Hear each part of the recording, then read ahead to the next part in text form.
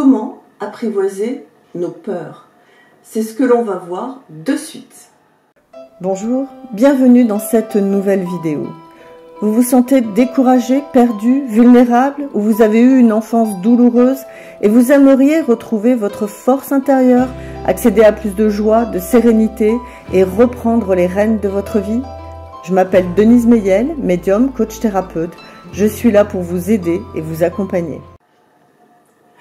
Bonjour à tous et à toutes. Je suis ravie de vous retrouver en ce début d'année. Évidemment, je vous souhaite à toutes et à tous une très belle année 2022. Plein d'amour, plein de joie, plein de sérénité, la santé évidemment. Et c'est vrai que j'attaque l'année avec une vidéo sur les peurs. Et ça me semble d'actualité quoi. Ça me semble d'actualité.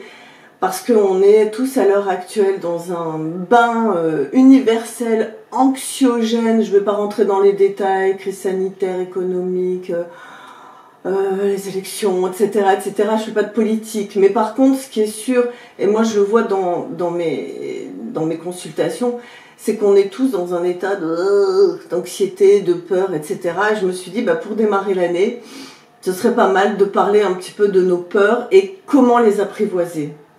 Parce que quand on a peur, alors je parle pas des peurs physiques, un chien me court après, il veut me mordre, c'est pas la même chose. Je parle de nos peurs intérieures, hein, d'accord, de toutes ces peurs psychologiques, et Dieu sait qu'on en a, je vais vous en donner quelques-unes, vous verrez. Ça nous donne un état un petit peu limité, ça nous bloque dans notre énergie, d'accord. La peur, ça resserre, ça amène l'anxiété, c'est un poison, c'est un poison. Je parle bien des peurs psychologiques. Donc, c'est important de pouvoir identifier les peurs que l'on a pour pouvoir les apprivoiser. Et il y a une balance qui se crée comme ça à l'intérieur de nous. Plus j'ai peur, moins j'ai confiance en moi. Moins j'ai peur, plus je reprends le pouvoir dans ma vie, plus je commence à avoir confiance en moi. Alors, quelles sont les grandes peurs que l'on retrouve à l'heure actuelle et qui sont des peurs universelles ? Tout ce qui va toucher au changement, à nos changements de vie, ça nous fait peur. Et on voit que depuis 2 ans, on est quand même bien malmenés avec tous les changements que la société nous impose. Et c'est vrai que ça nous crée tout cet état de peur et d'anxiété. Donc on a peur du changement, on a peur de l'inconnu. Et on le voit à l'heure actuelle, tout ce qui se passe, on a peur de l'inconnu. On a peur de la maladie, bien sûr. On a peur de la précarité, de la pauvreté. On a peur de la mort, tout simplement. On a peur de l'échec, je me lance, je fais ça, mais si ça marche pas. On a peur de la vieillesse, on a peur d'être jugé, on a peur de décevoir, on a peur de la solitude. Je peux vous en faire encore, hein, d'accord, des listes. Moi j'ai mis un petit peu, peut-être ce sont mes peurs hein, que je vous ai mis là devant vous, mais je me rends compte, encore une fois à travers mes consultations, moi j'ai un petit peu le baromètre énergétique des gens par rapport à toutes les personnes qui m'appellent, et je vous en remercie d'ailleurs, de toutes les peurs qui ressortent. Donc là j'ai fait un petit melting pot de toutes les peurs. Et c'est vrai que c'est quelque chose qui nous habite intérieurement au quotidien et qui nous limite et qui nous crée dans des états de stress intense. Le stress que l'on a dans nos vies quotidiennes est renforcé par toutes ces peurs qui sont là. Alors, ce qui est important, c'est d'arriver à identifier nos peurs pour pouvoir agir dessus. Alors, je vous donne 4 petites astuces, 4 étapes qui peuvent vous aider à peut-être mieux gérer vos peurs. Moi, c'est des choses que je fais en coaching thérapeutique parce que, évidemment, quand les gens prennent rendez-vous pour un coaching thérapeutique, il y a énormément de peurs, on va les soulever un petit peu une par une, d'accord? Il n'y a pas que ça, mais ça fait partie du travail thérapeutique. Alors la première chose, c'est quand même d'identifier ce qui vous fait peur. C'est important parce qu'il y a des gens, parfois, ils sont tellement envahis par plein de peurs qu'ils n'arrivent pas à dire j'ai peur de la vie, j'ai peur de tout. Donc ce qui est important, c'est déjà point par point de lister, j'ai peur de ci, j'ai peur de ça, etc. Ça permet déjà de prendre une distance, de nommer, d'identifier. Deuxième point, pourquoi cette peur? Qu'est-ce qu'elle vient me dire? Pourquoi j'ai cette peur? Je vais vous donner un exemple qui va peut-être être plus parlant. On va dire que une cliente m'appelle et me dit voilà, je suis pas bien avec mon conjoint, etc. je veux le quitter, mais j'ai peur. J'ai peur. Alors déjà, identifier qu'est-ce qui vous fait peur. Ben, j'ai peur de le quitter. Voilà, j'ai peur de la séparation. Alors pourquoi cette peur? Ok, j'ai peur de la séparation, premier point. Deuxième point, pourquoi cette peur?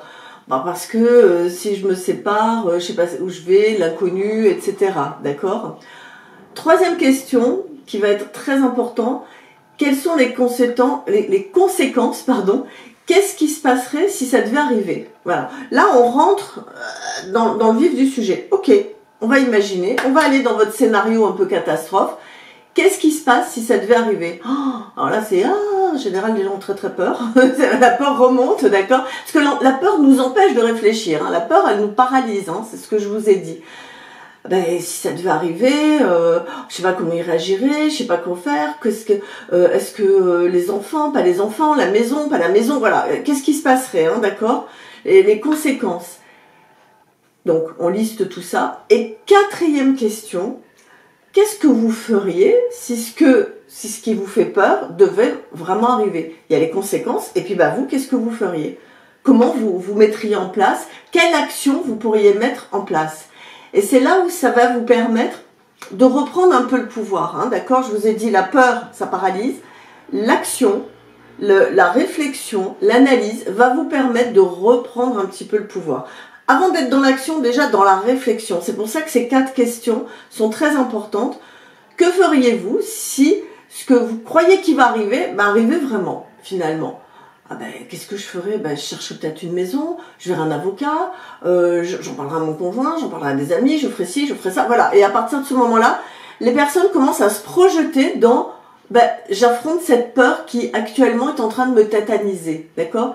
Donc, l'important, ça va être la manière à laquelle vous allez réagir aux événements. C'est ça qui va être important par rapport à vos peurs, d'accord? Ce qui est important, c'est d'imaginer comment je vais réagir, qu'est-ce que je vais faire, comment je vais mettre en place tous ces changements, comment on peut même faire un point, hein, on peut faire, moi je fais des fois des listes, et puis étape numéro 1, numéro 2, numéro 3, ok, ça permet un petit peu d'apprivoiser cette peur, hein, parce que c'est ça en fait. La peur, elle reste au fond de soi, mais plus on l'apprivoise, plus on la prend en main et on la regarde en face, parce que c'est ça en fait, il faut regarder nos peurs. Bon, moi, elles ont l'air énormes, hein, d'accord? C'est comme une montagne, et puis d'un coup, on se rend compte que c'est une petite colline, finalement, d'accord? Et ensuite, on apprend, au fur et à mesure que le temps va passer, que les événements vont se mettre en place, on va apprendre à affronter les événements, on va apprendre à affronter l'adversité oui, voilà, il y a le divorce, je dois vendre ma maison, comment on fait? Est-ce que mon conjoint ou ma conjointe est d'accord, pas d'accord? On discute, on voit l'avocat, évidemment, c'est beaucoup de peur, hein, tout ça qu'il va falloir affronter, mais finalement, on les affronte, on y réfléchit à l'avance, on voit un peu le chemin déjà, et on les affronte au fur et à mesure. Et plus on affronte les peurs, plus on met des actions qu'on va mettre en place, d'accord? Et moins on a peur. Donc, en fait, apprivoiser ces peurs, c'est vraiment les regarder en face. Je crois que c'est Simone Veil qui disait les peurs ne se fuient pas, elles s'affrontent. Je retrouverai la phrase exacte, mais vraiment c'est ça, il faut y faire face, hein, d'accord? Et encore une fois, plus vous allez affronter ces peurs qui sont là, hein, qui vous envahissent, et plus vous allez reprendre confiance en vous. Et puis, ça va vous donner finalement plus de maturité, plus d'expérience, plus de savoir gérer au quotidien les peurs. Et c'est vrai que souvent, quand on avance un peu en âge, on se rend compte que oui, il y a encore des choses qui nous font peur, mais on arrive à avoir un petit peu plus de sagesse, un petit peu plus de maturité, parce qu'on se dit, ouais, mais bon, quand j'avais 25 ans, j'ai vécu ça, ok, c'était difficile, mais j'y suis arrivée, quoi. Je suis arrivée à surmonter cette épreuve. Et c'est valable pour tout.